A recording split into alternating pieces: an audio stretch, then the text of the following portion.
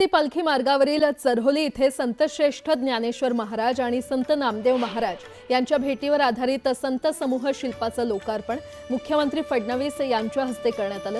सर्वात उंच 200 फुटांचा भगवा ध्वज आणि संत सृष्टी प्रकल्पाचं लोकार्पण सुद्धा करण्यात आलं। यावेळी संत तुकाराम महाराज संतपीठातील सभागृह कक्ष 1.5 लाख वृक्ष लागवड मोहिमेचा शुभारंभ करण्यात आला।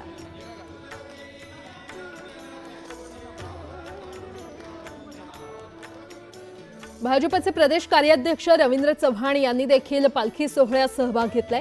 यावेळी त्यांनी देहूमध्ये संत तुकाराम महाराजांचं दर्शन घेतलं। त्यांच्याशी वारकऱ्यांच्या सुविधांसह शेतकऱ्यांच्या समस्येबाबत बातचीत केली आहे। आमच्या प्रतिनिधी प्रियंका लाठी यांनी। जगद्गुरू संत तुकाराम महाराजांचा आज पालखी सोहळा आहे। श्री क्षेत्र देहूमध्ये आपण उपस्थित आहोत आणि माझ्यासोबत भाजपचे ज्येष्ठ नेते रवींद्र चव्हाण सुद्धा उपस्थित आहेत। सर, काय सांगाल अनुभव आजचा? खरं तर वर्षानुवर्ष माऊलीच्या दर्शनाला आम्ही सर्व जण येत असतो। आजही माऊलीच्या दर्शनाला आज इथे आलो।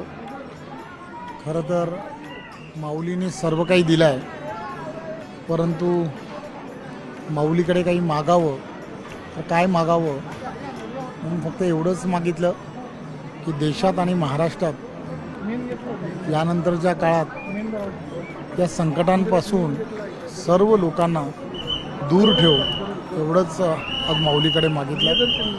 आणि मला खात्री आहे की माऊली सर्व लोकांच्या आणि त्या भक्तांच्या पाठीमागे खंबीरपणे उभी राहते। तर जास्तीत जास्त जे वारकरी आहेत ते आपले शेतकरी बंधू आहेत। सगळे प्रेरणा करून आता माऊलींच्या भरोशावर वारीला आलेले आहेत। तर शासनाकडून त्यांच्यासाठी काय उपाययोजना असतील, कारण की आता वळवाच्या पावसाने देखील अत्यंत नुकसान झालेलं आहे। केंद्रामध्ये आदरणीय पंतप्रधान नरेंद्र मोदीजींच्या नेतृत्वामध्ये आणि महाराष्ट्रामध्ये देवेंद्रजी यांच्या नेतृत्वामधलं महायुतीचं सरकार आहे।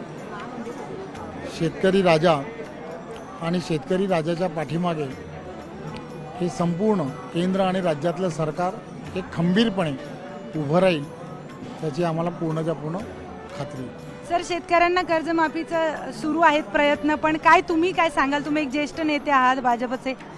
या संदर्भामध्ये केंद्र आणि राज्य पॉझिटिव्हली विचार करतात आणि नक्कीच येणाऱ्या काळामध्ये त्या संदर्भातले पॉझिटिव्ह जे निर्णय आहेत ते पॉझिटिव्ह निर्णय हे घेतले जातात। धन्यवाद सर। तर शेतकऱ्यांसाठी अनेक सकारात्मक निर्णय हे सरकार घेणार आहे असं मोठं विधान रवींद्र चव्हाण यांनी केलेलं आहे। तर पाहूयात आता शासनाकडून शेतकऱ्यांसाठी आणखी काय महत्त्वाचे निर्णय येतात।